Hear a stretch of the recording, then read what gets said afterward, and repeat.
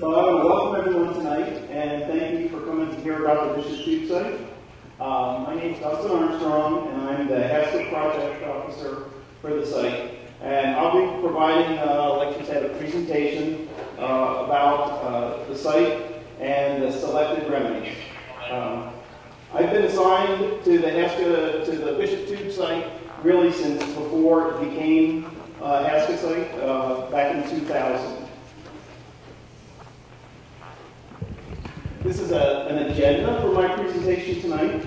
We want to keep this presentation brief to allow for your questions, and we have an expert panel that will hopefully be able to answer them. Stephanie was pretty optimistic, saying answer all of your questions, but we'll try. We want to make sure, but we want to keep it brief, but we do want to make sure that everyone here is familiar with some basic information about the site, so I'll be providing some basic background. I'll be talking about the plan for addressing the site and some of the changes that we made to the proposed remedy that were incorporated based upon your comments and on new information. Much of the rest of the presentation will be about what to expect as we move forward, including work that will be happening and steps that we plan to take to protect the community in Little Valley Creek. And also, we hope to provide some information about additional chances that you'll have to hear about what's going on and to provide input as we move forward. Okay, this is a site area map, and I just want to orient everybody. The site property is located down here in this lower left corner. The Little Valley Creek runs from south to north under Lancaster Avenue, Route 30, which is right here, and then makes a turn to the east down the valley. General Warren Village is located just east and adjacent to the site property and is the major residential area that's close by.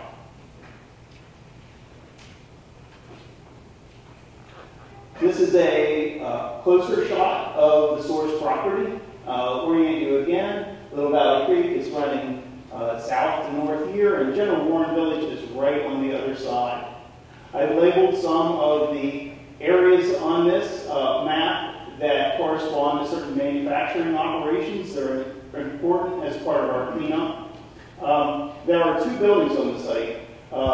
Those that are named Buildings 5 and Building 8, they're the only two manufacturing buildings that have been present on the property since operations started.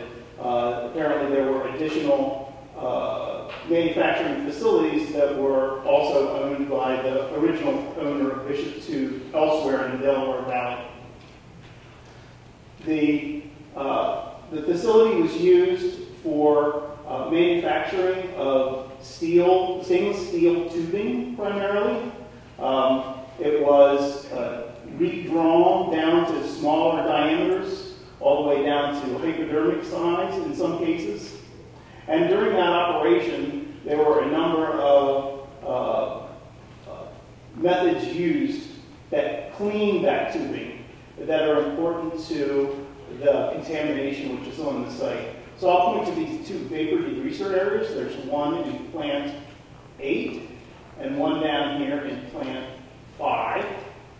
And right outside plant 8, there was an above-ground TCE above-ground storage tank, and waste materials and raw product were stored in the drum storage area here. That's where the TCE was stored, trichloroethylene, that was used in those vapor degreasers. There were also areas where strong acids were used to treat the tubing after it was heat treated in the process to help clean off scale. And those areas are here in Building 8 and originally here in Building 5. Overflow from those acid pickling tanks was handled in a pit that was located in this area and eventually was pumped to a cesspool area where it was disposed in the ground here behind Building 5.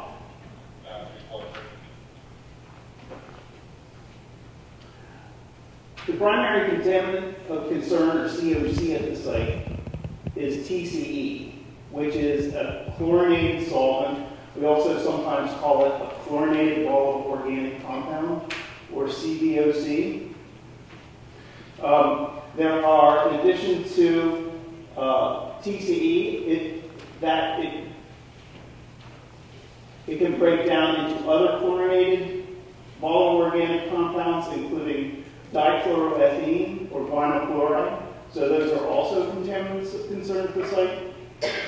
There are inorganic compounds that are associated with the acid handling operations, including fluoride, which seems to be a direct result of the hydrofluoric acid which was used, hexavalent chromium, which is a contaminant in groundwater, and there are several other metals, including arsenic, manganese, and vanadium, that may be associated with the site, but they may also be naturally occurring in the soil.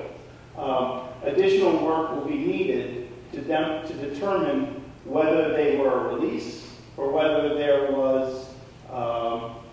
whether they are naturally occurring, and that's going to be done during an investigation period as part. And we'll talk about that in an upcoming slide. There are also other organic compounds, including some petroleum constituents, which were used on the site, but they may also be coming from an upgradient source based upon some of the groundwater sampling that's been done. Additionally, after the comment period was closed from our administrative record for the proposal that we made, the two of the cooperative responsible parties approached us, having seen the comments, and sampled for perfluorinated alkyl substances, and specifically 3, which the department regulated, including perfluorooctanoic acid, which was detected above the Pennsylvania MCL in some of the groundwater monitoring loads.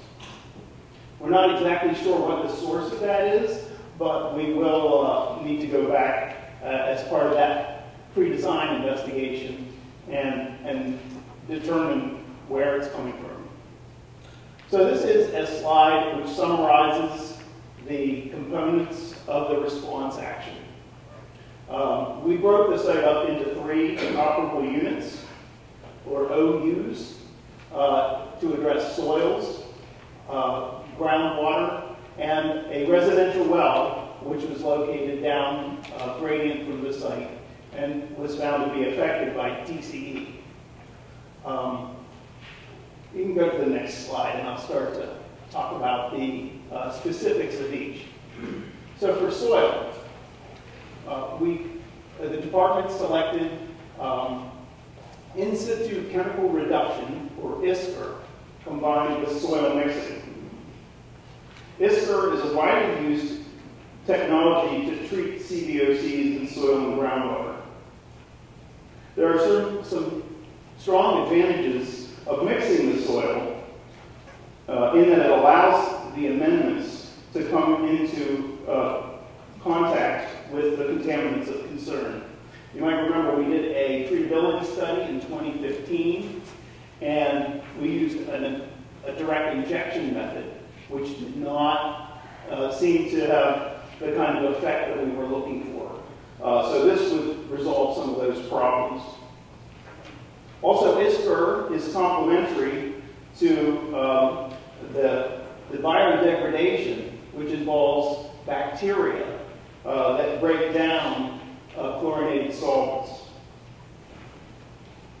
We had some handouts out in the lobby, and I know I saw some people with them that includes some information about these technologies. If you didn't get one, we will have a slide at the end of this on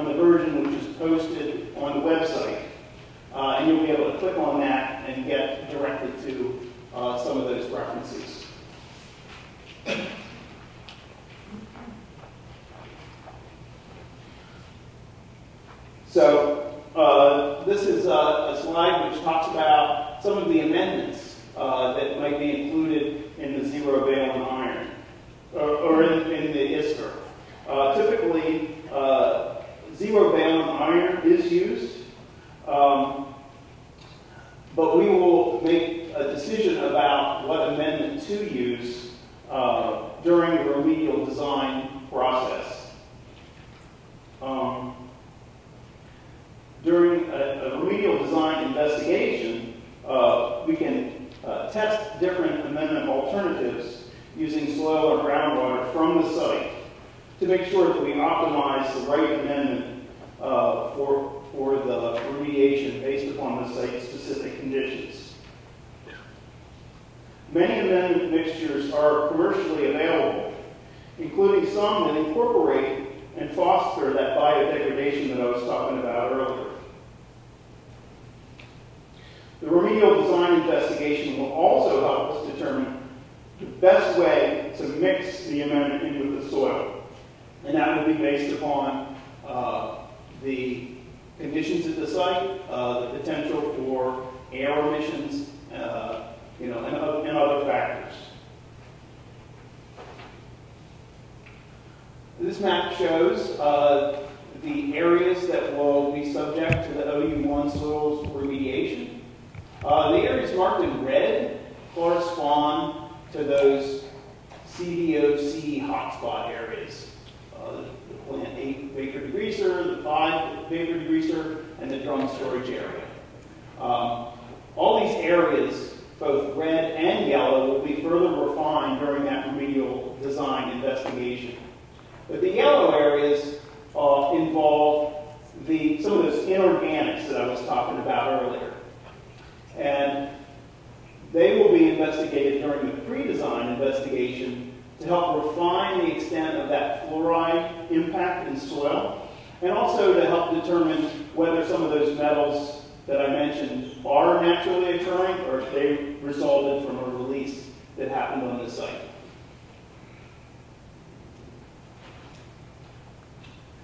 Here's a cutaway diagram of a relatively large auger-style soil mixing operation. This actually has 2 augers shown.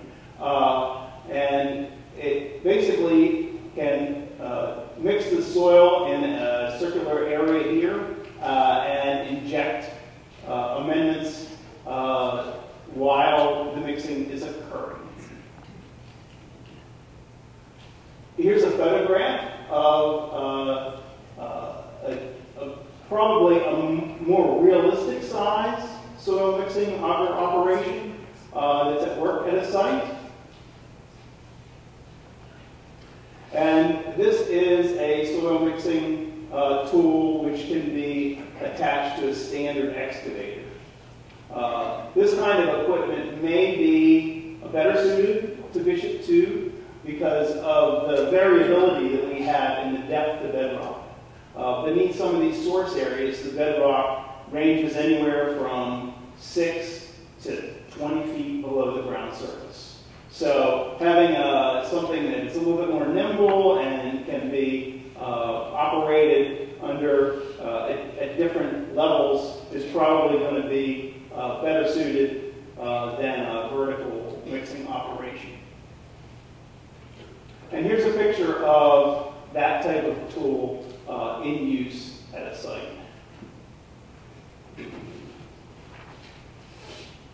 So for OU2, which is groundwater, we chose a similar response action, in situ injection of amendments for in situ chemical reduction and bioremediation. One advantage of doing in situ is that it's in the ground, which means we don't have to bring the soil up to the surface, which can tend to cause more vapors to come off of the project that you might have with excavation or with pulling groundwater out of the ground. Amendments can, sort of like the soil, they can directly break down chlorinated volatile organic compounds and create a producing environment which is well suited for biodegradation. The injections will be focused in the Building 8, favored degreaser area, and in the former drum storage area, which are the two primary groundwater source areas on the source property. The remedial design investigation will include bench scale testing for amendment selection. It could include tracer studies to optimize the approach and pressures for injection. Multiple rounds of injections may be necessary based upon performance monitoring, which will be occurring during the remedial action implementation. That would also allow for adjustments during the implementation of the remedial action. So later rounds of injections to be more focused on stimulating that biodegradation that would occur over time and last longer than the ISPR amendments, which more directly break down the compounds. After the injections are completed, long-term groundwater monitoring combined with institutional and engineering controls will continue. The long-term monitoring will be set up to verify the reduction of migration of contaminants from the source property and toward Little Valley Creek, which are the remedial action objectives, and also to verify that the contaminant plume is shrinking.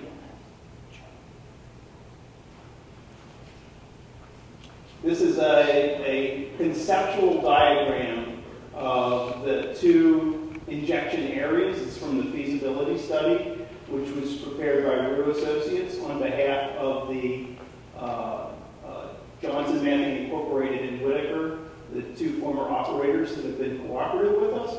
This is the Plant 8 injection area, and the drum storage injection area is a bit smaller right here in that hot spot. Of course, the exact area and number of points will be based upon the remedial design investigation. Here's a map that shows the area of groundwater contamination based upon the TCE concentrations in groundwater. And just to orient you, of course, here's the source area. And Moore Hall Road, which is Route 29, is out here. So Route 401 travels from south to north through here. And you'll notice that the groundwater contamination follows a similar pathway to the stream. After crossing under Lancaster Avenue, Route 30, it also makes a right turn down the valley. Addressing the source areas is expected to reduce the size of the overall affected area. The long-term monitoring will help demonstrate that. So this is a slide that goes through some of the amendments that we will be looking at during the remedial design. When used properly, these amendments are not harmful to human health or the environment. The mixtures of the amendments can be tailored during remedial design based upon site conditions and based upon the treatability study. The remedial design will also help determine the best delivery methods for the amendments.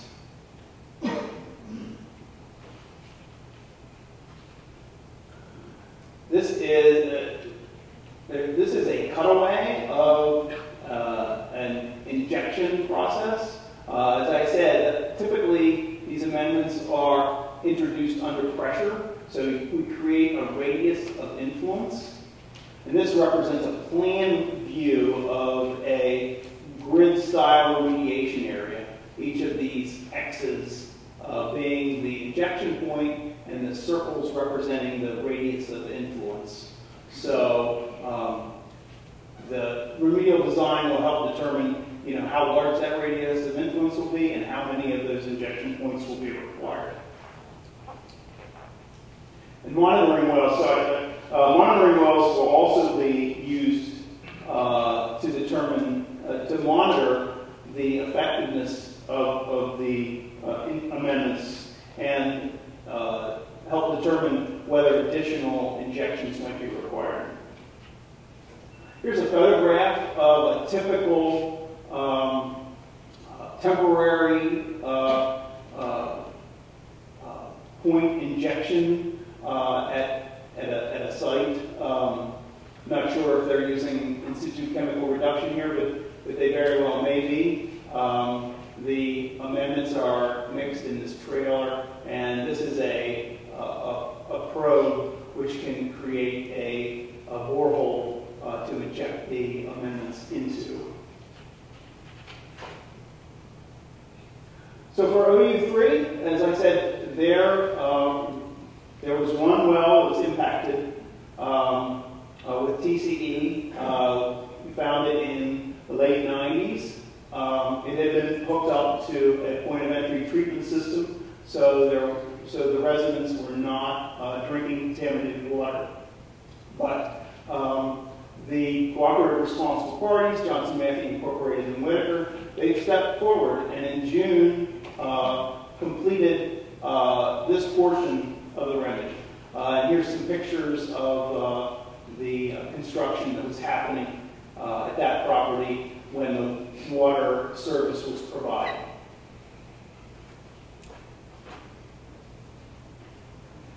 This is a table summarizing the sequence of events as we move forward. So the first stage will be the pre-design work, and it will be going through eventually operations, maintenance, and monitoring. We anticipate having additional opportunities to come out and present what's happening during each of the design processes for OU1 soils and for OU2 groundwater. A completion report will be prepared after each of these responses has met its performance objectives. And OU1 and OU2 designs will follow a similar process, starting with a remedial design investigation.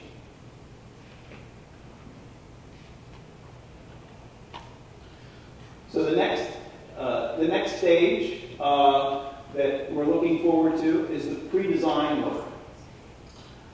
And this is a summary of the work that will be involved in that. It will answer some key questions before the design starts, and it'll set the stage for the remediation. During the pre-design work, we'll be establishing a long-term groundwater monitoring program, and we'll be considering what types of engineering and institutional controls might be required and when, during the process, they should be implemented. So this slide provides a definition of institutional controls. And there are two levels of institutional controls that we envision using here at Bishop 2. The first is more of an administrative or regulatory institutional control. For example, the Chester County Health Department tracks and regulates the installation of water wells. And we often coordinate with the County Health Department, and just like EPA, and can provide the site area to the Health Department so that they can notify us if they receive any permit applications for putting in wells. The second type of institutional control involves documenting activity and use limitations for properties on the deeds of those properties through something that's called an environmental covenant. And we anticipate that an environmental covenant will be placed upon the source property. And that covenant would include provisions that, the owner may not use the property in any way that would interfere with or adversely affect the remedial measures. They would need to protect the monitoring wells. They would also need to address the potential for vapor intrusion into any occupied buildings. Also, the owner would be required to install any additional engineering or institutional controls that might be required in connection with their redevelopment of the property, so that it's consistent with the statement of decision. And any of those engineering controls, for example, vapor mitigation systems, and how they're maintained would need to be documented within the environmental covenant on the deed. Dustin, could you repeat that last piece about property owners may be required to install engineering controls? I heard it was good, but it's really important. And Okay. Yeah. The owner would be required to install any necessary additional engineering controls in association with their development of the property, so that it's consistent with the statement of decision, and any of those engineering controls would need to be documented on the environmental covenant that is on the deed.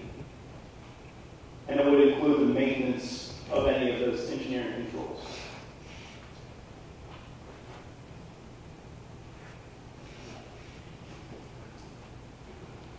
So this is gives a definition of engineering controls, and it covers a fairly wide area. For example, capping could be an engineering control, because it would prevent the direct contact with soil, which is above standards, and it can also provide a barrier for infiltration. Another type would be a vapor mitigation system or a sub-slab depressurization system that might be required if future development happens on the site. For the source property, the need to maintain those engineering controls would need to be incorporated into the environmental covenant.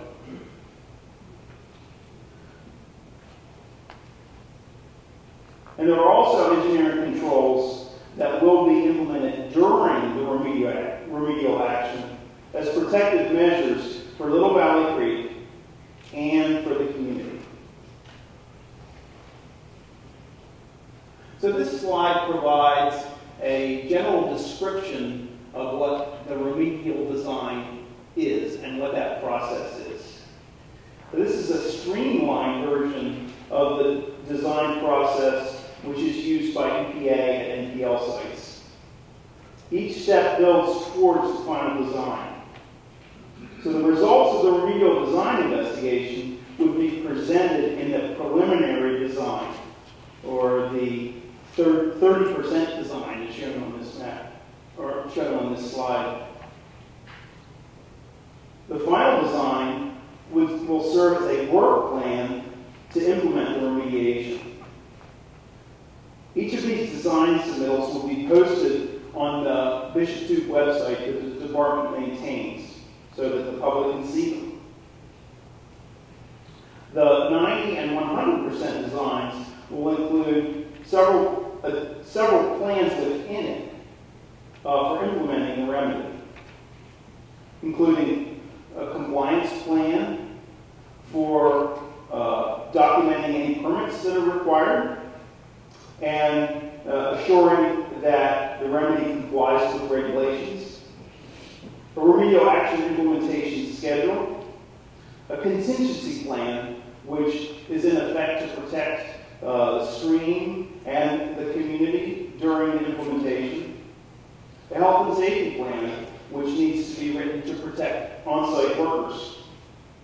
An updated engineering and institutional control plan, an operation and maintenance plan, and of course a long-term monitoring plan.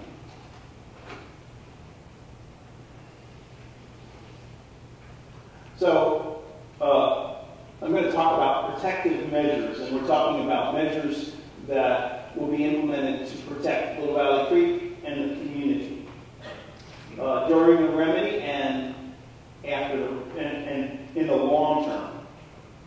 So these measures are going to be evaluated during the remedial design process, but they will include real-time on-property and perimeter VOC and dust monitoring, and they'll be tied to action levels that would trigger a work shutdown if necessary.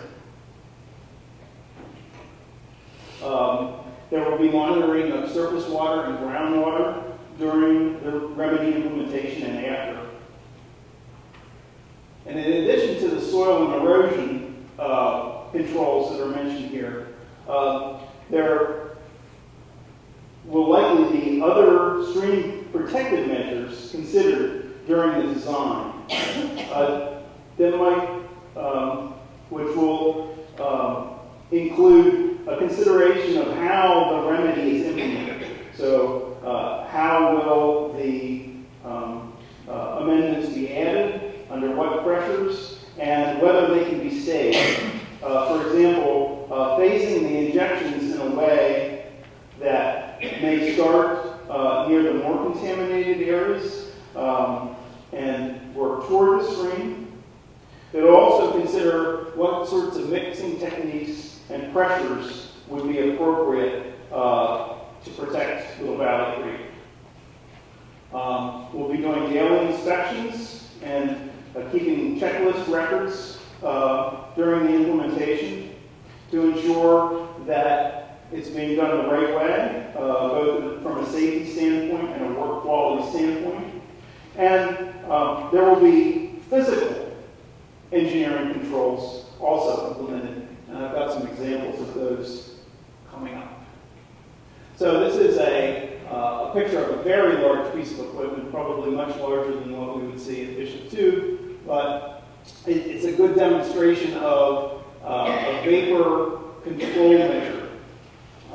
This is a hood, which is over the mixing auger operation. Vapors can be collected in this hose and treated, somewhere away from that remediation area before they're released.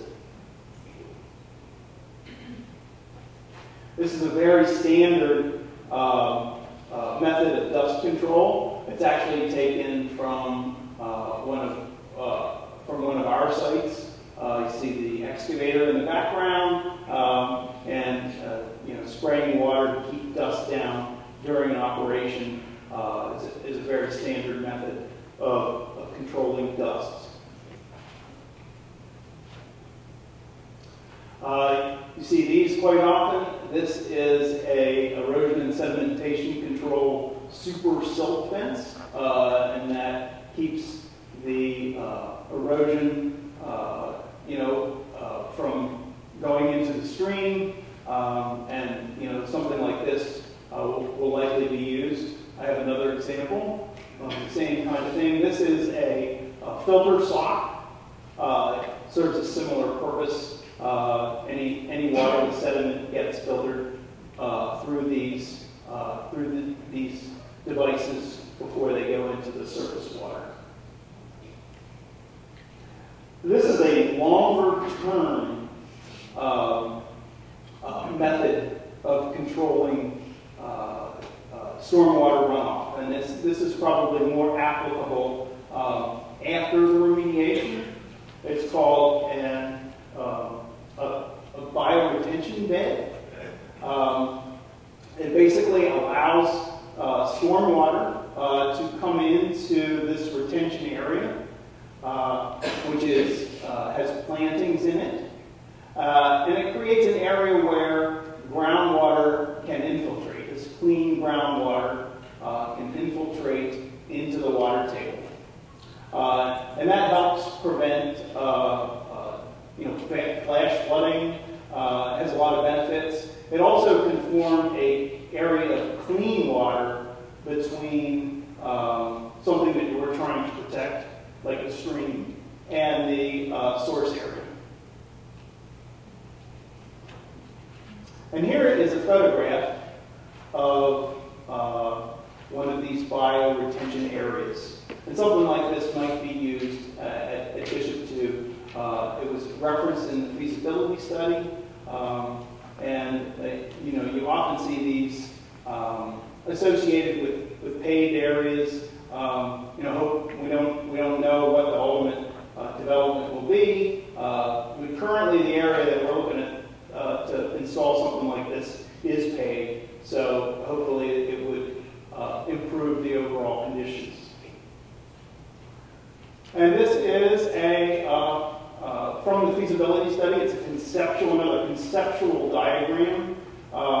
This is building 8 right here. And Little Valley Creek is I think, the yellow line. So this includes some plantings around the stream, so improving the vegetation. And it also includes this bioretention area along the west bank of the stream, between the source area and Little Valley Creek.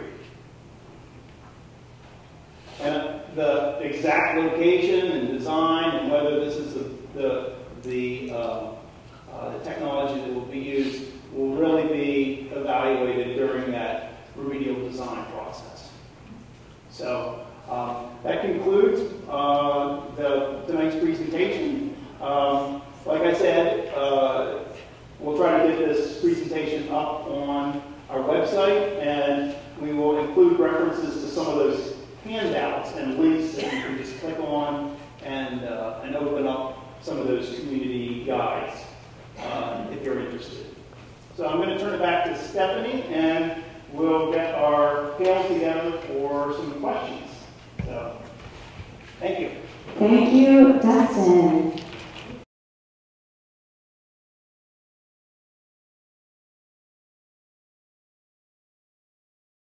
My name is Kathleen Stauffer. I live at 64 Formstock Road.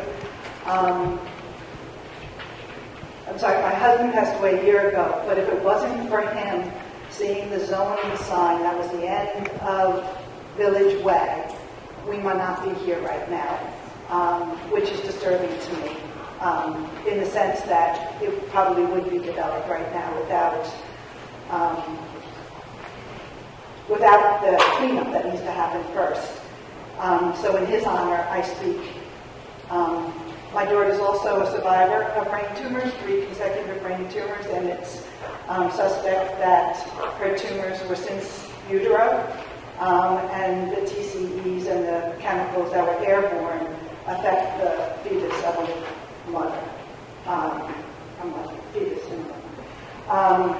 I am so appreciative of all the work that my community, the Delaware Riverkeeper Network, my township, and the DEP and the corporation coming to this point. It's been a long time, but I just want to say how much I appreciate, and again, in Larry's honor, that we're at this point that we could say that we want this cleaned up. I want my neighborhood to be healthy. Our neighborhood also has been filled with sicknesses and illnesses and deaths since Bishop 2 has been in operation.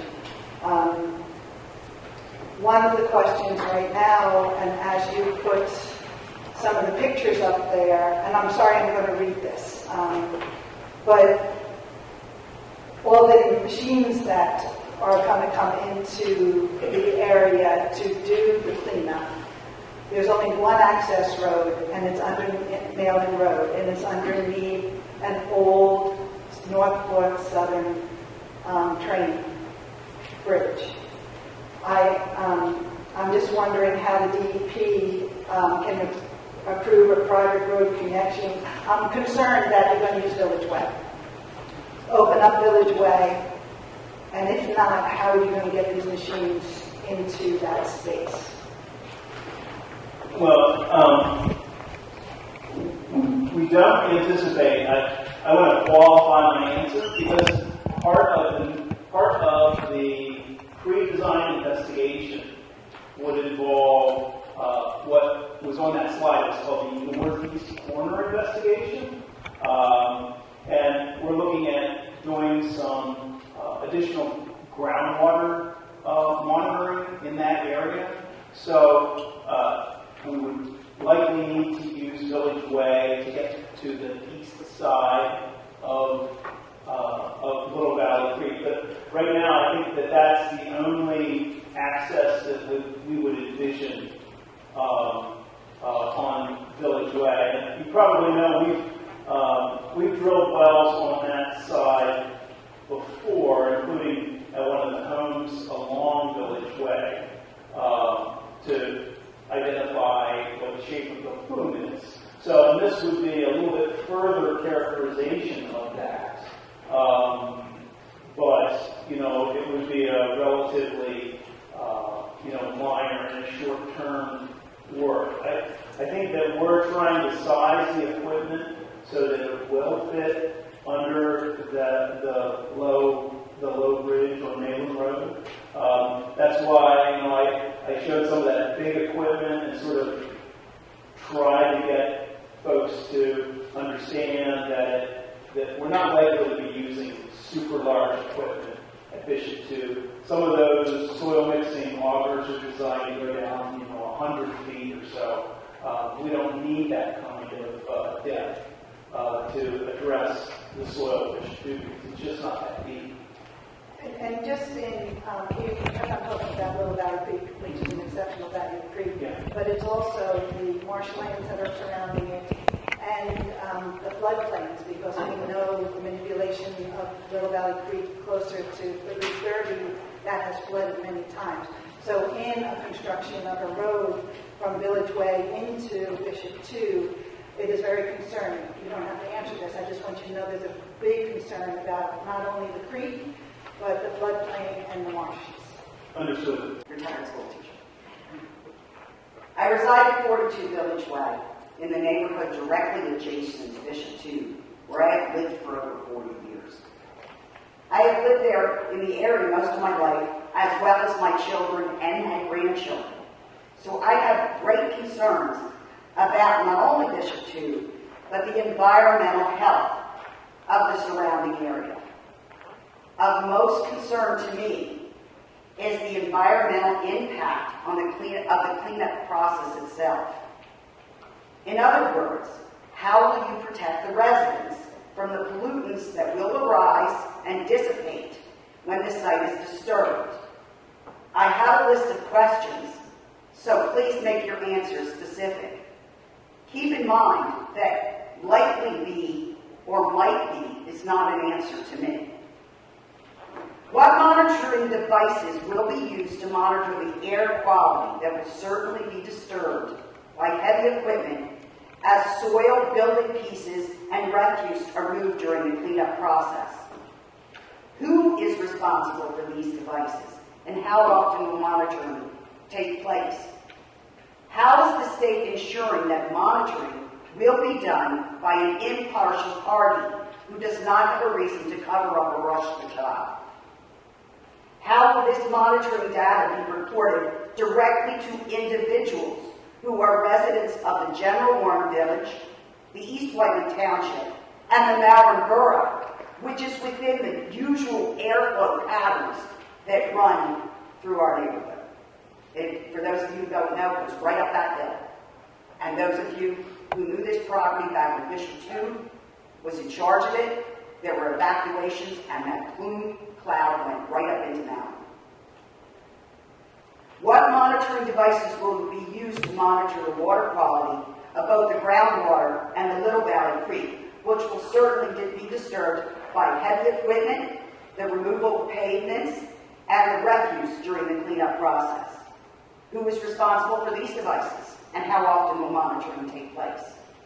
How is the state ensuring that this monitoring will be done, again, by an impartial party who does not have a reason to cover up or rush the job? How will this monitoring data be reported individually to the residents of the General Harm Village, the Down East neighborhood, and the other neighborhoods within the plume? What devices will be used to contain any pollutants which may need to be moved from the site, including refuse materials, concrete, building slabs, and pollutants on the heavy equipment itself? What routes will be used to move these equipment, and how will these routes be monitored for safety? And where will this polluted refuse go? If I sound frustrated and skeptic, I am. The DEP has had a quarter of a century to build this plan and clean up this site. During this time, we, the residents, have waited patiently. We have raised our families, and we have paid our taxes. During this time, we have been lied to, harassed by builders, and forced to live under untenable conditions. As for those of you who are state employees, it's your responsibility to protect us and to follow the state constitution, which says that we have a right to clean air and clean water. I look forward to your answers. Well, we will be, to start with the air. Like I said, we'll be doing continuous, real-time air monitoring, both in the work area and at the perimeter. And that's typically done with, handheld direct reading instruments for volatile organic compounds. And also, we'll be monitoring the dust as well, because that can be done real time, and monitored as the work is going on. Can we? I am not a scientist. Okay.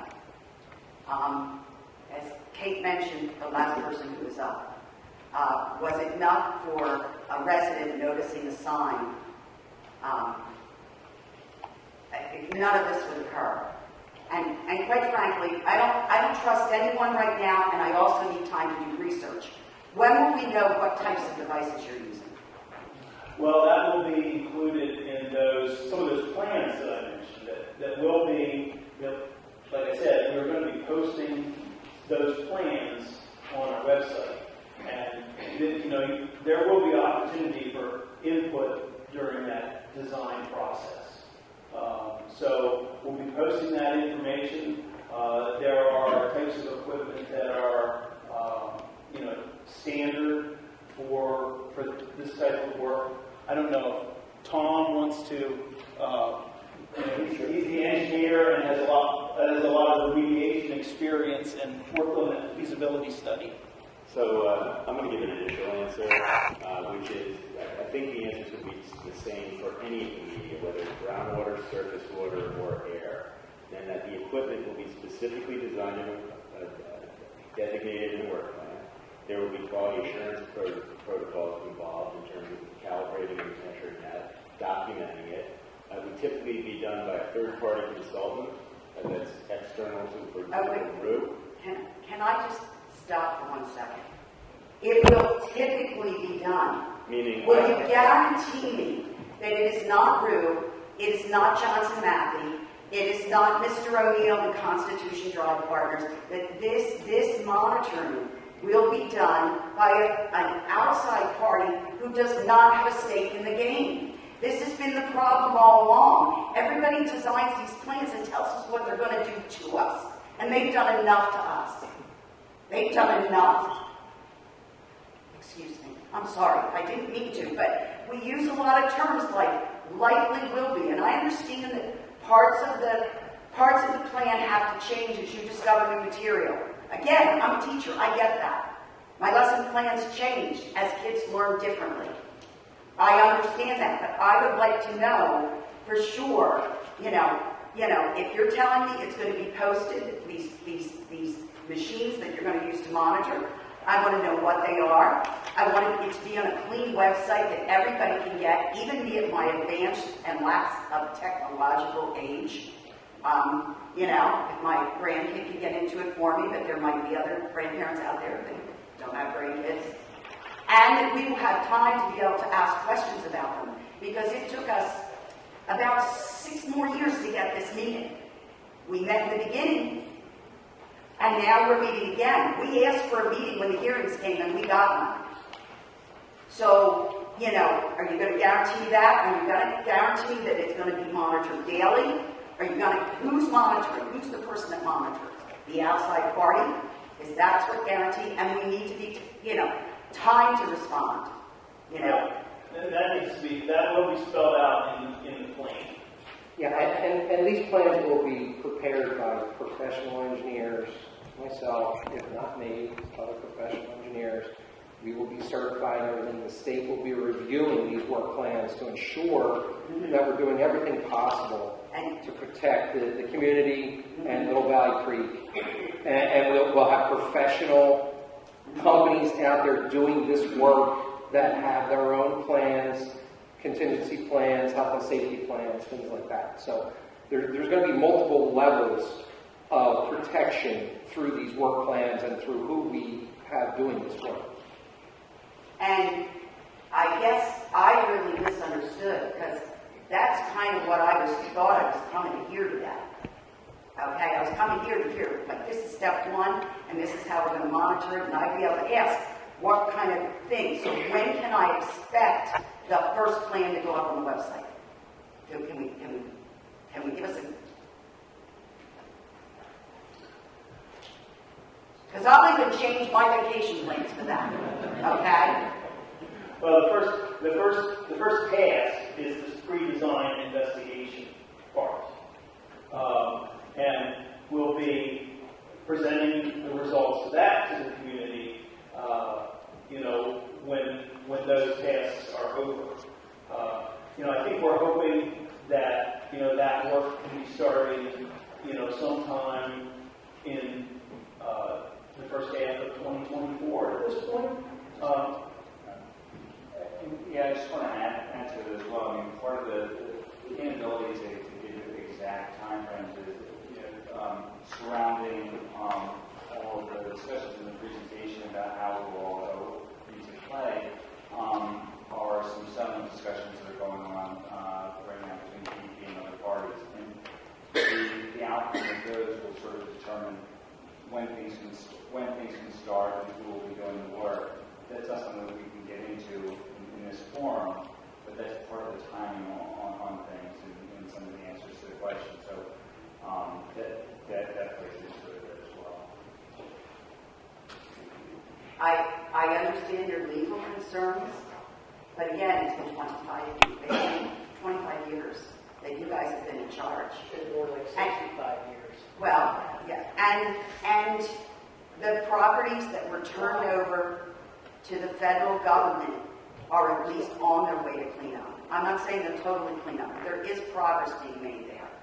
And we feel like, you know, we're the working class neighborhood on the other side of the highway, where all the big expensive houses are on that side of the highway. And that's not, I'm sorry, people, if you have money.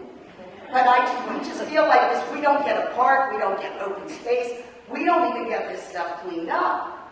And I don't really, the more you do this, the more those parties disappear off the face of the earth. Because nobody knows where Christiana Metals is. They were sold to somebody in Italy and they're gone. So that's one less party that you get to charge. You know? And I understand that money is an issue, but it's not our fault that it went on this long. So, if we could be given alerts as to when to expect parts of the plan, I would like to be, as a good citizen, be able to stand up here and say, well, you know, I understand that you're using these monitors and that's okay, but you know what? I think that you need to do it maybe more than once a day. Or I would like to know the name of the person, the company that you're hiring, because again, you know, we've gotten screwed by local companies and local builders who all have a stake in this. We've gotten, sued for opening our mouths at township meetings, which is our right, and it's our duty as a citizen to do. And you say you want our input. Well, I'm a school teacher. If you could give us some little more advance notice and continually update these guidelines as to when we're going to hear it, and not make this communication, 6 years from now, or, oh, now we're going to have a hearing next month. Whoa, wait a minute, where'd that come from? I think that over the course of time, we don't always agree, but we as citizens have built up a much better relationship with our own local officials, and if we need to do that, we're willing to do that too. But we need more from you guys. We really do. And nothing personal. You like actually used to own the property, right, Rue? No? Oh, okay, that's something else. Okay, see? I don't always know what's going on. Okay, thank you. The community updates, hopefully you're getting those, and it is a way for us to communicate to the community. So if anyone's not subscribed, I think that there was information on how to subscribe to those emails on our presentation, and you can use that.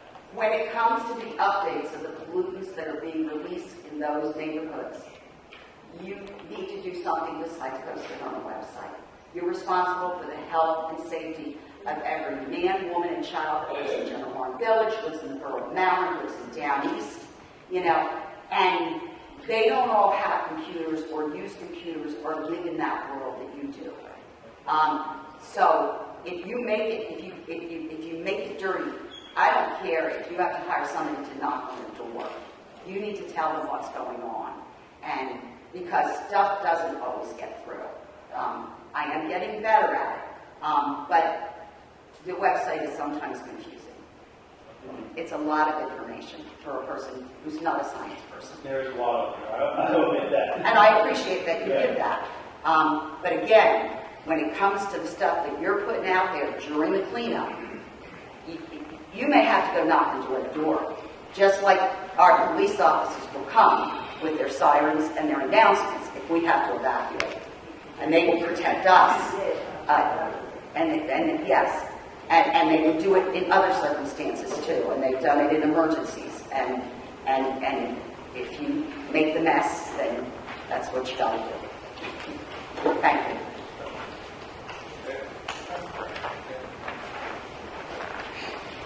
Hello, my name is Patricia McDonald. I'm an East Whiteland Township resident, and I'm also a member of the Township Environmental Advisory Board. The main question I have, and it was kind of alluded to in the last discussion, was I was curious about time frames. You gave us a list of steps, you explained what was going to happen in each of those steps, but there was really no indication of how long each of those steps will take, and when can we finally get done with the design, so that when, realistically, when will the remedial action operable Unit 1 begin, realistically? And hopefully the answer is, well, settlement negotiations are in the middle here, and we don't know when things are going to start. So if you could tell everybody to get a real feel for maybe putting up on the screen the steps that we were in, where we're in the preliminary design and some things that are going on now, and go through and discuss how long things take, and then realistically when we could really be past the design phase and into some remedial action.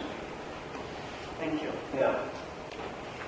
I guess I think that maybe maybe I should defer to some of the experts down here about how long a remedial design often takes. But I don't think any two remedial designs are ever the same. So, I think that we are, we're trying to move as quickly as we can, like what Adam had indicated. But I think the best that we can do is when we have when we have a more certain idea of what that schedule is, and so a remedial action implementation schedule is part of the planning process, is to get that out for people to know, what the time frame is.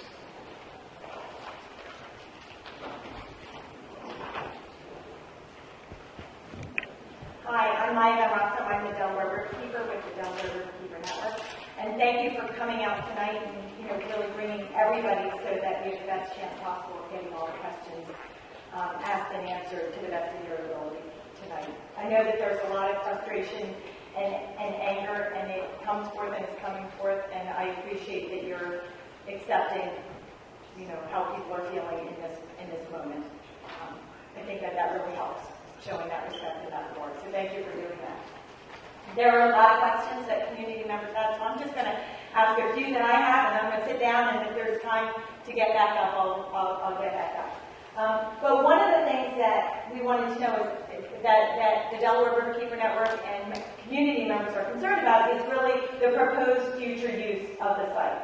As we all know right now, there's a proposal that it would be used for residential use with nearly 100 homes placed at this site. And we also know that the township has in its preliminary approval of a development project for the site, a preliminary approval, frankly, that was given prematurely, and nobody except the township thinks should have been granted.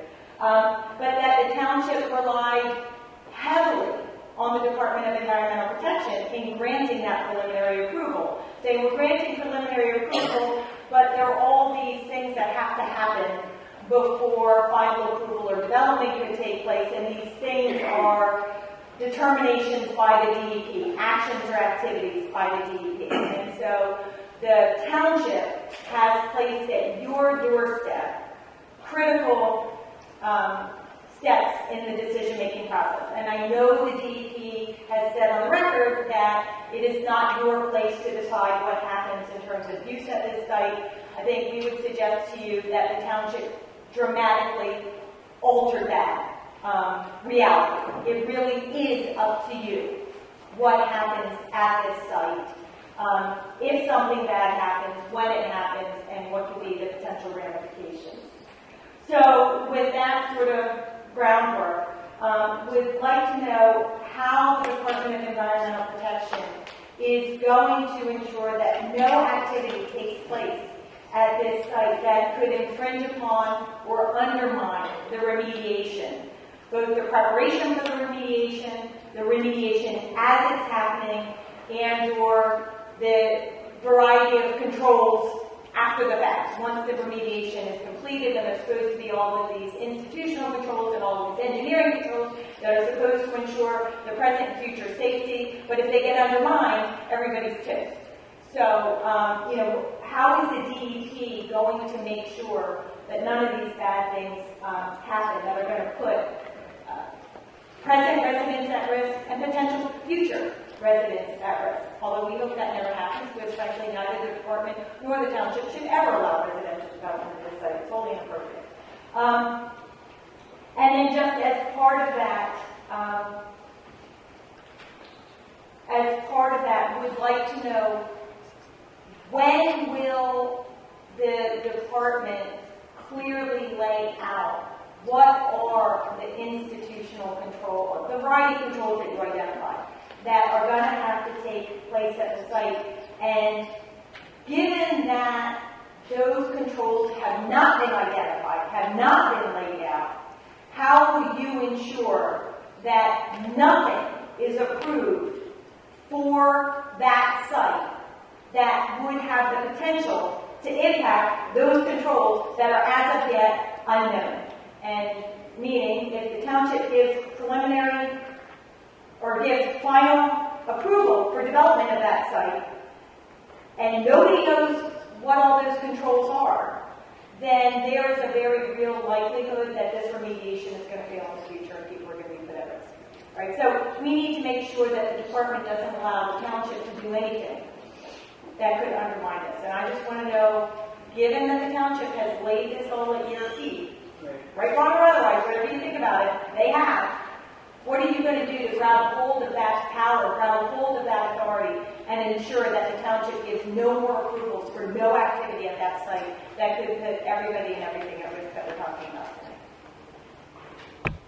Well, just, I guess to start with, we already have, I mean, when the site was purchased by CDP, we had an agreement with them, the prospective purchaser agreement, that said they may not interfere with the response action. That is, right now, that includes the response actions that we're talking about, the decision that we made. It includes any further investigation. So there can't be any interference with any aspect of that by the property owner. I think that until we have the actual environmental covenant on the property, that's the department's leverage. And I know we've been working with the township, and I think that those communication lines are improving. And I think that we will we'll hopefully be consulting with them, and they'll be seeking input from us about the kinds of submittals that they're receiving, and we'll be able to align this response action with whatever decisions that they need to make. But it's not the department's place. We don't have the authority over what use the township approves. So I'm just going to remind you that Delaware Riverkeeper Network challenged that PPA, right, and successfully challenged those right, in the original PPA. That went back. The original PPA is what protects the remedy, and that is still in effect. Otherwise, maybe they could do whatever they wanted, but we have the ability to. I think Ed was trying to because the original PPA was based on an entirely different set of facts. Would you not use too many acronyms? Yeah. A lot of them have been saying Prospective purchaser agreement. To get away from some of the acronyms, just to also put it in sort of maybe a more basic term, is the department has statutory authority, regardless of past agreements. If someone is at any site, if someone's doing something that interferes with an ongoing remedial action or does activities that interfere with a completed response action, the department, independent of anything else that has gone on, has a police power and has authority from the legislature to go and stop that with cessation, abatement orders, and use all the authority at its disposal to prevent that from happening. We don't have land use authorizations. That's for local municipalities to decide what can or cannot be done in a certain area. And if we don't control what the zoning is, but we do control the selection of the response action, the implementation, how it's done, and the oversight of it. So if a response action has been selected, and when the response action is occurring, we can stop someone from doing something that's going to interfere with an ongoing remedial response action or something that's already been done. Just thanks for that. So seeing as the township is up on the panel, what I would like to suggest to you, and then I'll sit down to make space for others and maybe get back up later. What I'd really like to suggest to you is I think it's very, very clear from this presentation that very little is known about the when and the where. There's the overview, but the specifics, the when, the where, the how, things are going to be happening at this site. What are going to be the institutional controls, the engineering controls, all of these controls that are going to need space to be implemented and have to be protected, the monitoring that is going to have to take place.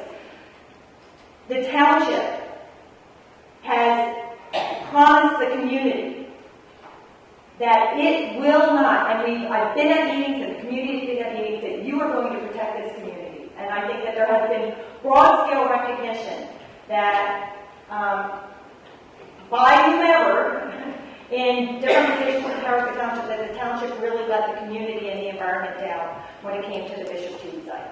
And bears a lot of responsibility. The preliminary approval of development of this site based on such a dearth of information about what the conditions were and what was going to happen at this site was irresponsible.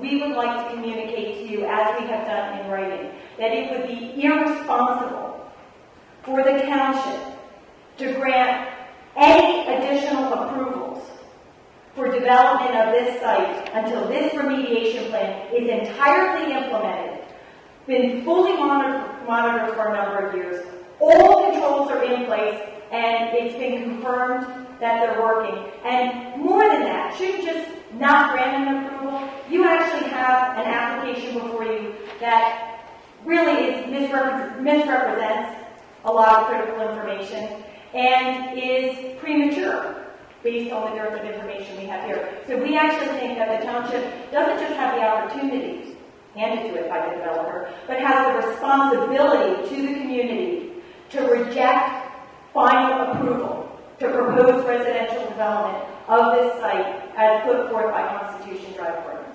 Amen. Here, here.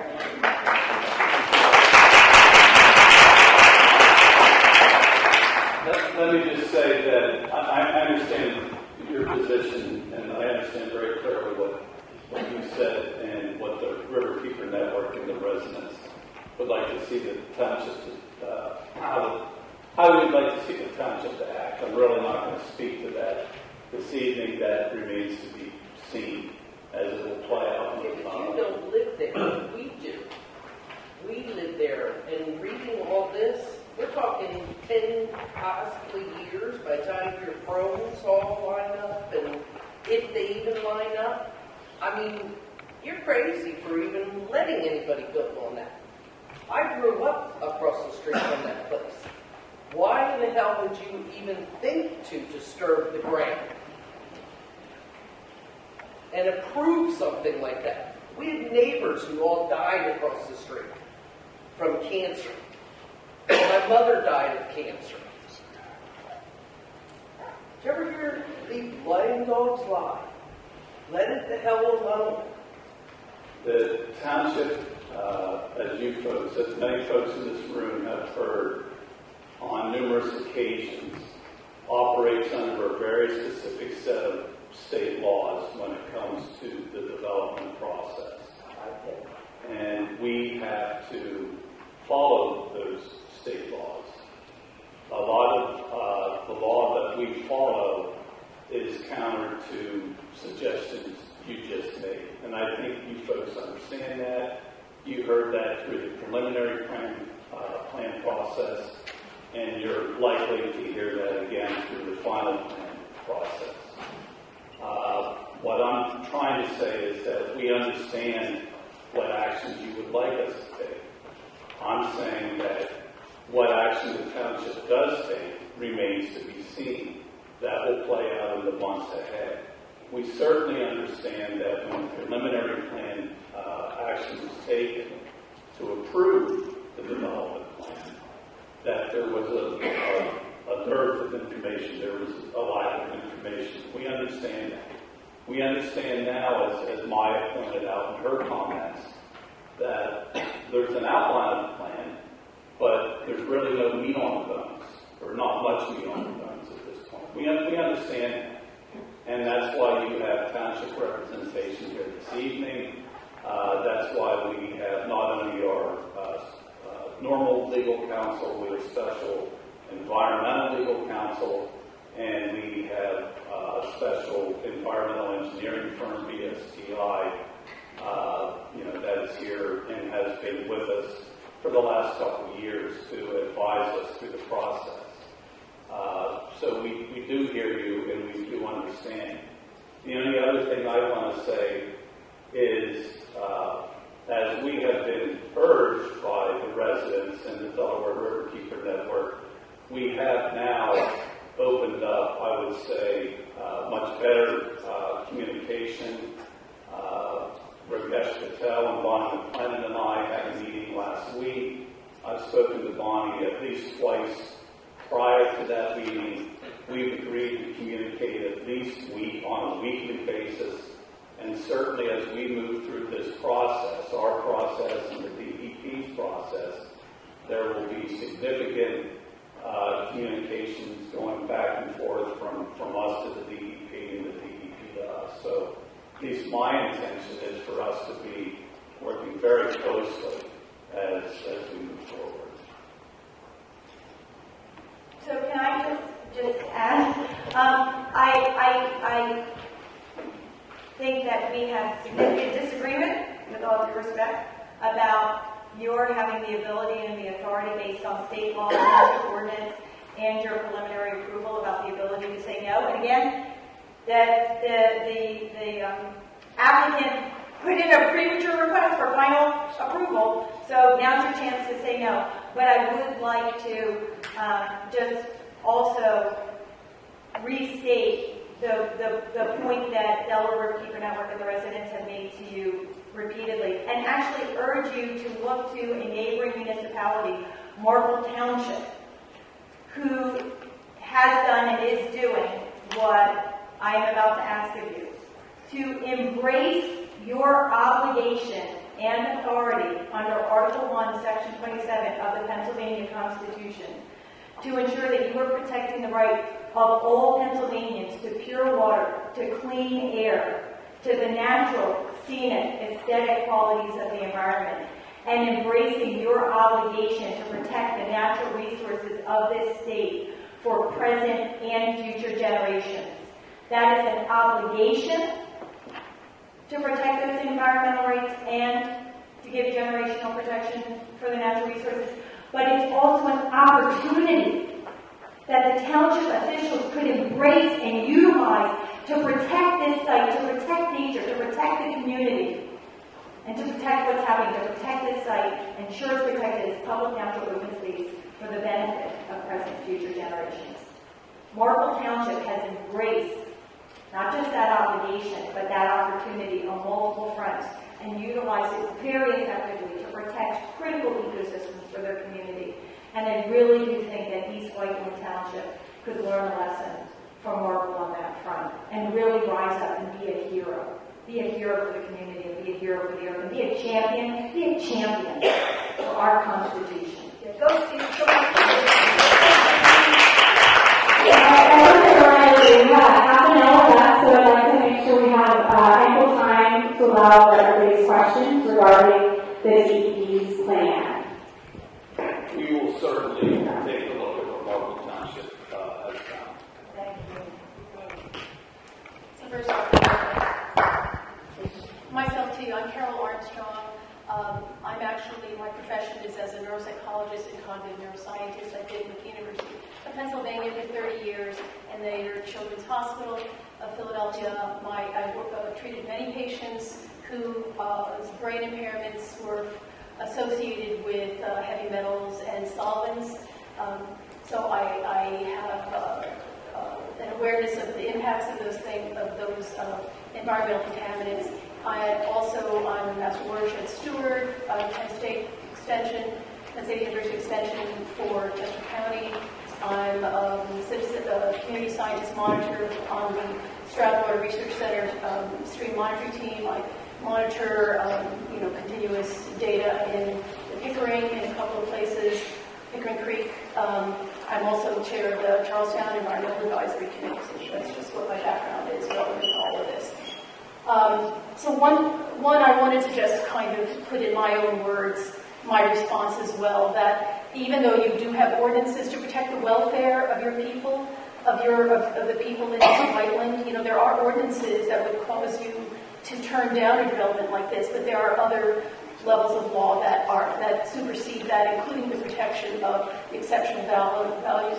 Little Valley Creek, no development can occur within 150 feet of that. There are other wetlands in there, and also, our rights to not be harmed by the environment, our U.S. constitutional rights not to be harmed by the environment, by mistreatment of the environment. So I think that there is a lot of strong law that supersedes whatever the township is seeing as putting them under such pressure.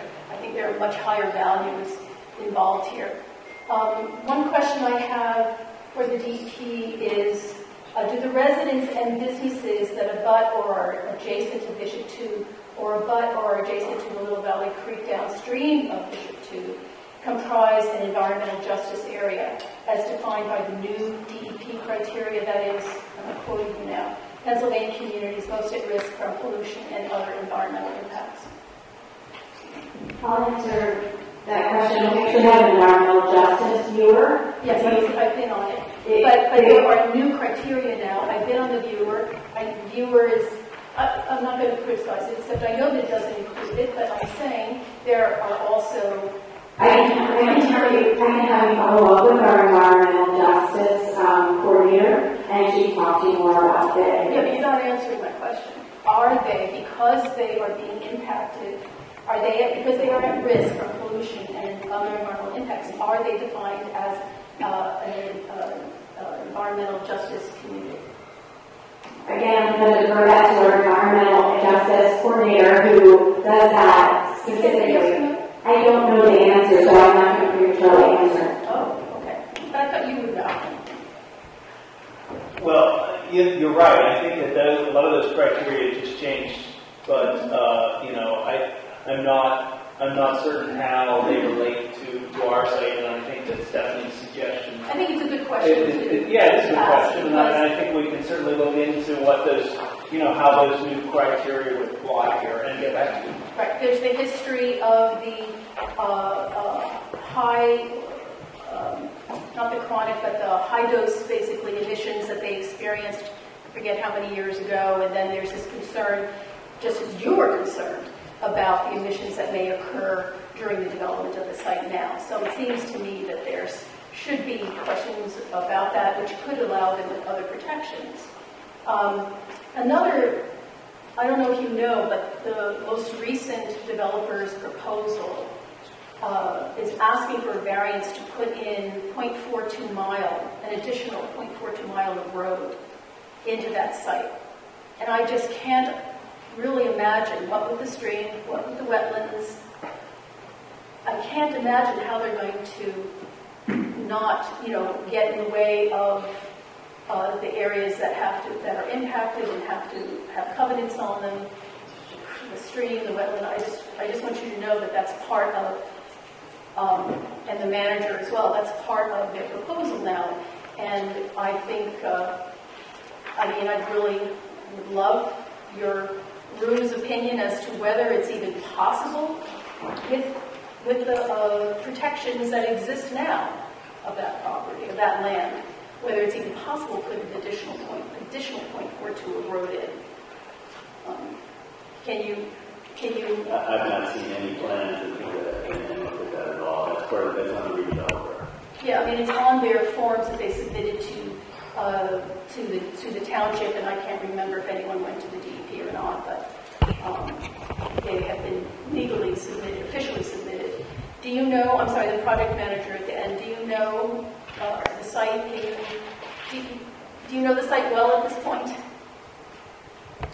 It's the same response that Greg gave. That's something that the redevelopers looked at. Just lift the microphone up a little bit. Just tilt it up. I was just echoing Greg's response, but that's not part of the scope that I'm involved in. Let me just say, it's a good point, and it's something we, as we watched Dustin make the presentation, we were talking amongst ourselves, and that's something for us to keep an eye on. And we're aware of it, and we will speak with the DEP about it. Yeah, the communication has to not only be about on a bureaucratic level, it has to be at a scientific level too. It has to be about the technical scientific details of what's happening. So I don't know how East Whiteland can do that. Because you said you have weekly contacts. The township said they have weekly contacts with you, so somehow it has to be not for just bureaucratic issues.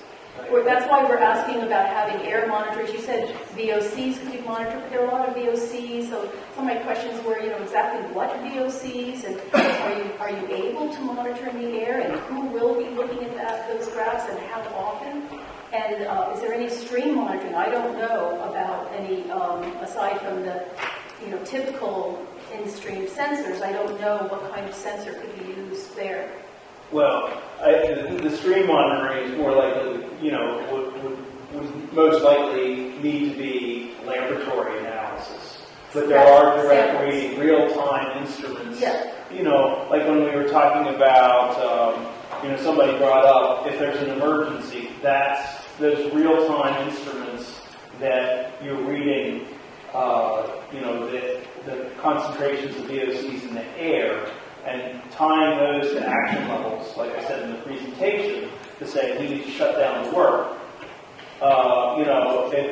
And monitoring it both interior and perimeter to make sure that the community is safe during implementation. And the workers, we're concerned about the workers too. Yeah, absolutely. Yeah, and that all is part of the planning process. So that all gets factored into all the design plans. So do you have any idea how many air monitors you will place at the site? Well, that's the design stage. That's a design stage, and it's going to depend on the size of the area that's being addressed. One of the advantages of doing some of this work in situ is that you're not stirring it up as much. But obviously, if we're mixing soil, you bring some of that up to the surface, so there will need to be that kind of monitoring. And I don't know whether you would recommend this to the township afterwards, but that air monitoring should probably continue after you're done, after you've finished your process, especially if there's development at the site.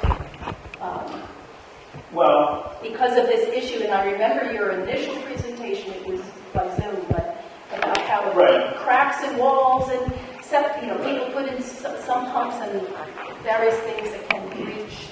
Right, I think that has to do with the indoor air quality, vapor intrusion, which would impact, which might impact buildings, occupied buildings, that if they were developed on the site. So they'd have to have each other have their own. No, they would need to have engineering controls in place to make sure that pathway is eliminated. I need to ask this question. So you said that settlement discussions are going on, and I just want to ask, is there anything in the settlement that would give leniency, variance, or support of any kind to the developer, to a partner of the developer, or to the township, East Whiteland Township, as part of the settlement plans? Give and take.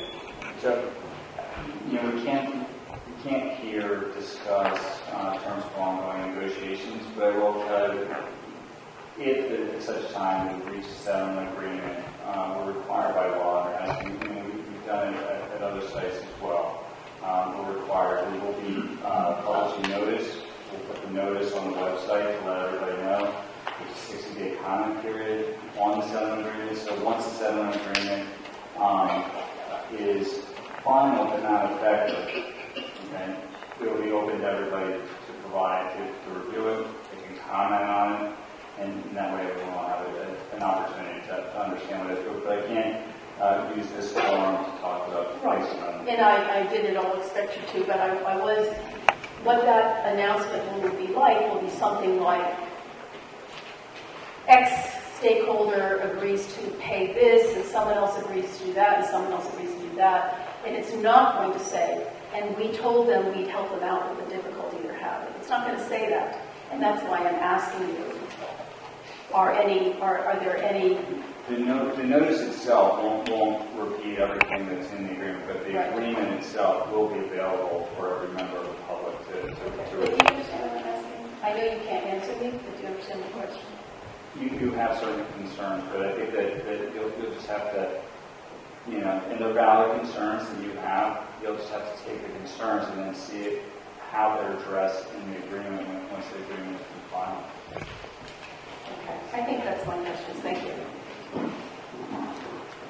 thank you for this opportunity to talk with you, especially, and with all of you. Thanks. Sarah Shankin, I'm with Congresswoman Chrissy Julian's office. So I have a question more related to communication. There's a lot of unknowns here, and obviously the board answers. So is there any thought in the planning that you have a website, which you said you send updates, that information would flow in the other direction where people could go to your website and post questions? Or is there any plan to have like a community liaison there to either monitor or answer questions for the community so they're not just waiting for like an update? And it sounds like the project is going to take a lot of time. Waiting for the next meeting to get to have this opportunity. We are thinking about ways to improve our interactions with the community, and I think that your suggestion of using the website might be a good way to do that. I guess just stay tuned is the best I can say. But we certainly want to get this input, and we know that we'll be putting up plans on the website, and hopefully we're always willing to hear what the community has to say and consider that. You're welcome to communicate with us. I can add that resource account that's by Dustin's name, that's monitored by multiple people. So that resource account that's right by Dustin's name up there is monitored. It's not just one email address. We have Dustin's email address, I think, on our website as well, but it's monitored by multiple managers in the program. And that way, we do respond, and some people have already been just sending us routine questions, and we try to answer them as they come in and try to address them as much as possible. Yeah, because the concern is too, I know a lot of it's going to be very scientific, that people can understand when you're putting up these plans what it means in sort of lay terms so that they can understand how it's going to impact them. And then they have a place to go to ask these questions, that's helpful. Right. But if there was somebody that would be their liaison, Can you identify yourself again? Sarah Shank with Chrissy Julian's office. And we'll get a lot of calls, so I'd be happy to go over. I can go and ask for those questions. Okay.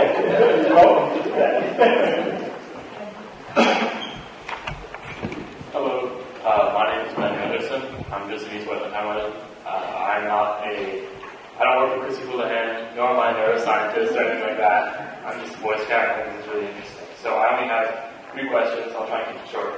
So I'm just trying not to embarrass my mom, So one of the things is, do we have any certain deadlines for this project? Because I'm hearing a lot of early 2024, and it's really hard to decide because there's so many moving pieces. But I feel like a lot of people seem really concerned about the time aspect of it, especially because it seems like it's been going on longer since I've been alive. So, right, we understand that concern, and I think that we'll just try to keep everybody up to date. I mean, we're trying to move this process along as quickly as we can, understanding that there are negotiations involved, like Adam said. We'll try to we'll be keeping the community updated through those emails too, and through the website. So the next thing I wanted to ask was, I'm hearing a lot about, we don't want to accidentally mess up our development here and possibly expose much toxic chemicals to people. I get that. Nobody wants to get affected with toxic chemicals. But what are some of the pros of the residential development here?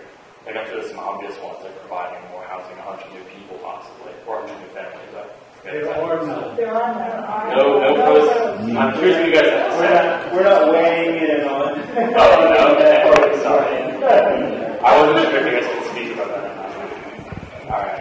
And the last thing I wanted to ask was, I don't know if this can be answered or not by you guys, but why doesn't the township wait? Because I'm also hearing a lot of, we want to see the township develop these guidelines, we want to see all the negotiations finalized and things like that. So is it that there's contracts and agreements that are undergoing that forces us to can't really wait for those things to happen, or is it just like a natural cyclical process where you can't have one without the other?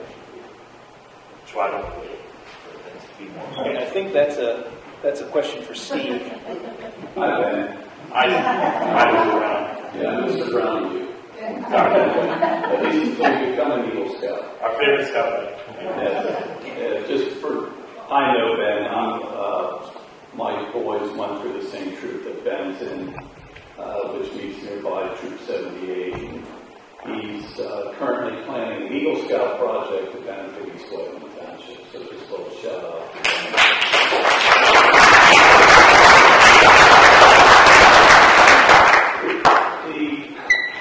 The short answer is, when I was answering I can't use people's first names, so I have to say Mrs. Van Rossum. I can say, well, with Scouts, I'm Mr. Brown today, so you're Mrs. Van Rossum. But when I was answering that question, I wasn't really speaking to the law so much that governs decisions. There's a law that is very specific that governs the process. It's the state municipalities planning code. There's a lot of court law associated with the planning code, and again, there's once a plan is filed, the township has to act within a certain period of time, unless extensions are granted, and the township has to act in good faith. So, unfortunately, I'll just say, as township manager, I wish we didn't have to do that. I wish we could just put an indefinite hold on the plan and let everything catch up. It would be much simpler. It makes things difficult for everyone, but that's the answer, is that we have to follow the No, but the option is to not approve it and start it again at the appropriate time. Or to reconsider the plan. I'm sorry, I didn't hear what the option is to do what? The option is to disapprove the plan because you can't act with good faith, because you don't have the information you need, and to then, when you have the information, the remediation's been done, you know what you're doing, then accept a proposal. You don't have to accept a proposal. I don't. The township will not accept proposals until a site has been remediated. That's in their ordinance. I'm not going to respond to that specifically for a variety of reasons. One of which is that's a subject for a township meeting. Tonight's meeting is the DEP's meeting to discuss their plans, and everyone in this room will certainly have opportunity to ask questions of us at the township meeting, and so I am trying to dodge the question for this evening, but ultimately you'll get a response. Thank you, Mr. Brown, and everyone else did. Appreciate it. Thank you. Hi, good evening. My name is Steve Schmidt. I'm a resident of the township of the General Lawn Village, and I'm the president of the Village Advocate, which is a nonprofit community group in the community. To your point, Steve, there's a meeting tomorrow night at the township that we could continue this conversation. Yes, there is. Yes. 7 o'clock? 6:30. 6:30 in East Whiteland Township. Less than 24 hours to go. Keep them up too late. They have My questions are going to dovetail some of the things that Maya and others have said, and they focus primarily on timing, on the process, and on responsibility. Timing is very important because the way the township wrote the ordinance for the preliminary approval in their resolution of 2021, and according to the DEP statement of decision, timing plays a big role here before any residential development can take place. I want to emphasize the timing that you folks established does not permit any residential development from taking place until certain things have occurred. Well, the first question to Adam, without disclosing specifics, but in your professional opinion, what is the timing before the settlement discussions conclude? In your professional opinion. All right. I can neither give you a professional opinion nor could I speculate on that. I mean, I could speculate to my clients about what may or may not happen with that, but I certainly can't posit a time frame on there. I would love to be able to tell you that it'll be tomorrow, but I can't do that to you because I don't know, until the deal is done, it's not done. So that's all I can say. Is it fair to say that the settlement conclusion is the first step in this timing process before any work will commence on the site? Any work in terms of planning and actual moving of dirt on the site? I think that conclusion of settlement is very, very important, but it doesn't necessarily have to be the only thing. If a settlement doesn't occur, it doesn't mean that remediation won't happen. On whose dime will it be paid for if the settlement doesn't conclude? I can't discuss that. The states? I think I'm going to repeat myself. I can't discuss Okay, so there's a lot of unknown around settlement timing and the meat and potatoes, if you will, of the settlement. Who's going to pay for what at this point? I would say rather than that there's an unknown, for the members of the public, but you just can't disclose. I'm not asking you to disclose. I'm just making a general statement. It seems to me, logically, before any work can commence there, the people who are responsible to fund the cleanup need to have an agreement. Well, I guess I'm not going to agree with you only because part of the selective remedial response action was the OU3 response action that had been talked about, which was a connection of a water line. And it's not as big as some of the other parts. But no settlement agreement was completed, and that's already done. Yeah, that's pocket change. So I can't say no, never or nothing. I'm just saying that right now we're working on an agreement towards that would have a great impact towards the rest of the implementation. But I'm not saying it could never happen without. Okay. This I pulled over from the DEP website. It's printed poorly, but this is the proposed timeline that the DEP set out, which says that the pre-remedial design investigation work plan may commence in the winter. It says winter or spring of 2024. I guess it would be winter of 23, spring of 24. That's the pre-remedial design investigation work plan. So that's 5-6 months from now. Thereafter, the remedial design investigation activities are scheduled to take place, which is the summer of 2024. This is DEP paper. Then we have three other categories. Remedial design, timing is TBD. Remedial action, TBD. And operation and maintenance activities, TBD. I point that out, again, from a timing perspective, because the resolution that the township approved previously in section J13, I'm going to read this, it's a short paragraph. It says, until the remediation of the 3 soil hotspot areas is fully completed, which shall include post-excavation samples and approval of the remediation by DEP. I'm going to repeat that. And approval of the remediation by DEP. The applicant, that's CDP or its successor if it sells the property, shall not start construction of any residential units or appurtenances thereto on the property. The only permitted activity is construction of temporary roads to enable the remediation.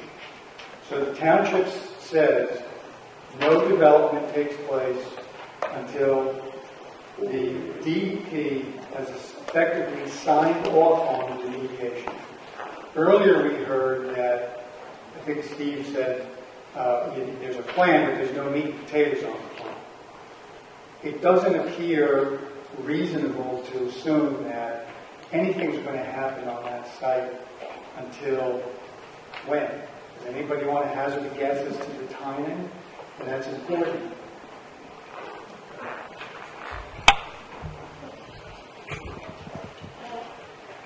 Yeah, we're laying out, you're right, we're laying out what is involved in the selected response or the selected remedy, which doesn't necessarily even align with some of that language about excavation and post-excavation sampling.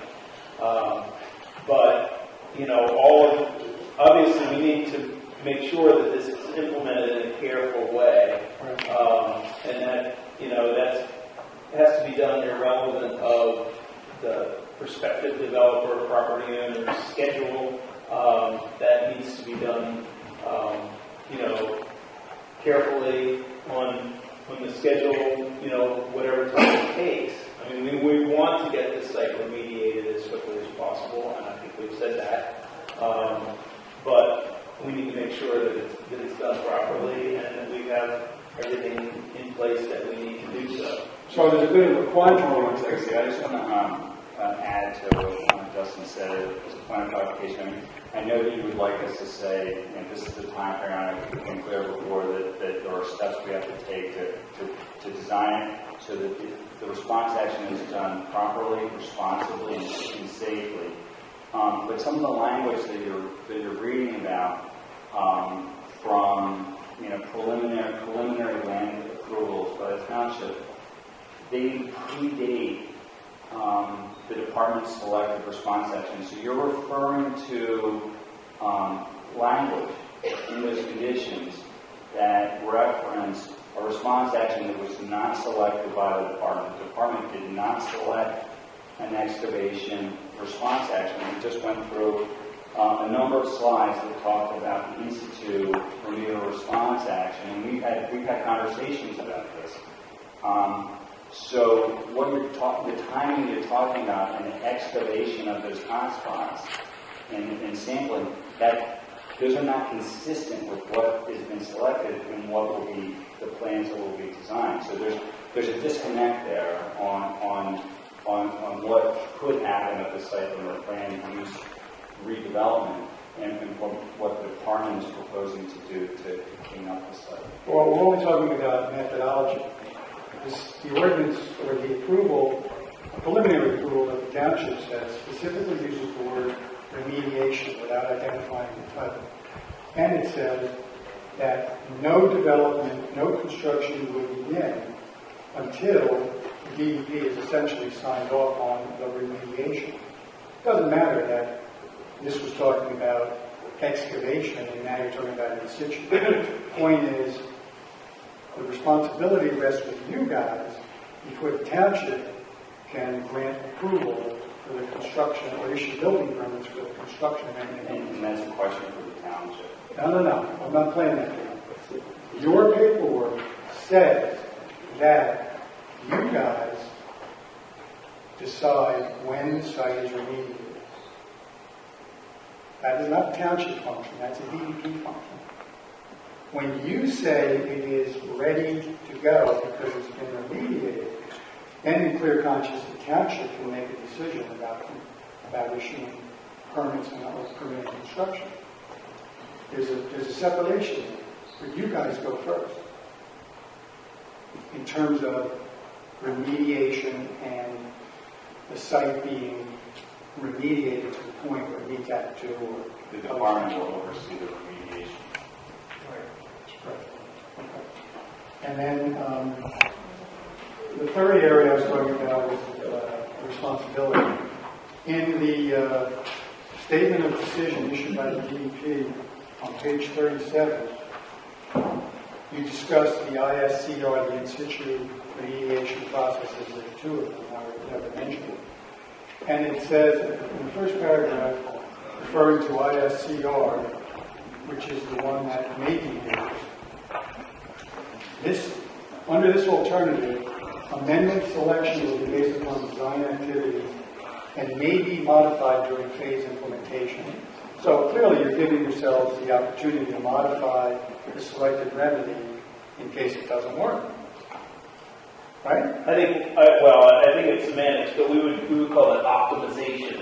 Okay. So, just to make, because, there are certainly times when in-situ remedies don't succeed, and, some of those times are because the remediator has not given themselves the flexibility within the design to change, that amendment mixture. For example, even during the treatability study, which Rue did back in 2015, that was modified in the course of that work to see if there would be improvement with additional phases of the study. So, in this case, we're going to be able to monitor the performance during the remediation, and that's going to be, after we do the bench scale testing and as part of the design. So hopefully during the bench scale testing that tells us everything we need to know, but being able to actually monitor and implement it in the field, will help us to, make the remedy succeed.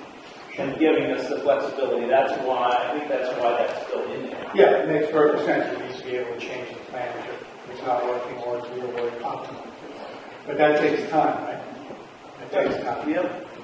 And eventually so. And so it is clear from the paperwork that's been submitted, from the presentation tonight, and the discussion we've had so far, that there is no clear timeline to get from here to cleanup. And when you're at cleanup, there's a monitoring window before, in my opinion, in good conscience, DEP can say, okay, it's good to go. That could be 2 years at the earliest based upon this piece of paper from DEP's website, and it could be longer. We don't know. We don't know. Thank you very much. That's all I had to say. Okay, thank you. Thank you all. We have a more? We are out of time, so we'll leave it really quick. Yes, because I do have to. If anybody's questions are not answered, you can certainly send us an email and we can answer your questions later. Thank you. This is very quick. Just a couple questions specifically about the presentation. So my name is Barbara Arnold. I live on Foxlock Road. And then the contaminants of concern slide there, as Deb said, I am your scientist. PFAS wasn't listed, and I just wondered, should PFAS have been there? Is that now I the PFOA, perfluorooctanoic acid, is a PFAS compound, and that's the one which was detected above, Pennsylvania's actually new state MCL for PFOA. PFOS, there is an MCL for that that's been established, and we had a cleanup standard for another gas compound called PFDS. I know the acronym, but I don't know the scientific name. But neither of those in any sample exceeded the Pennsylvania cleanup standards or the state MCL. So that's why PFOA is listed, but not the others. Okay. And they mentioned completion reports, and that will be done after each step. And will they be released to the public? Yes. They'll be posted as they're created. Right. They'll be posted when the department is, we're not going to be putting drafts on there, but when they're finalized, yes, they'll be posted. And last question, you had some action with the red and yellow zones, and the red zones specifically were the 3 hotspots. In the statement of decision regarding Bishop 2, it said that back in 2021, RU had installed borings in 5 areas of concern, but the latest draft only talks about 3 areas of concern. Everybody talks about 3 hotspots, and so I just wondered, are these other 2 yellow areas? They put it up behind you there.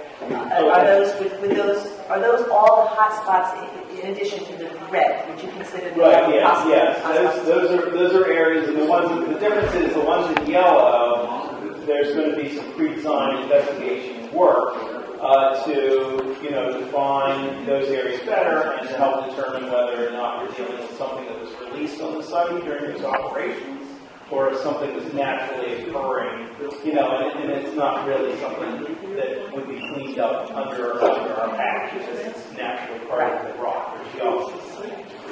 Thank you very much. Thank you so much. We have to we've run out of time. Here are all of our questions. Thank you. One very quick question for Dustin. This is Scott Langer. Dustin, the bioretention area plan design, when is the earliest that could be provided, even an estimate to the township? 2024, summer? Yeah, I don't know. I don't know when that's going to fit, when that will fit in. We'll have a better idea as part of that pre-design investigation, because that's when those engineering controls would come under consideration. What's the best sequence for putting them in? Obviously, you don't want to put something in that's going to be disturbed right away as part of the remediation. Is it safe to say that would not occur until 2024? Yes, I think that's safe to say. 2024 is only 2 months away. Thank you. Yeah, thank you. It is now time for us to adjourn. The doors will be locking, unfortunately, at 9 o'clock, so we have to get all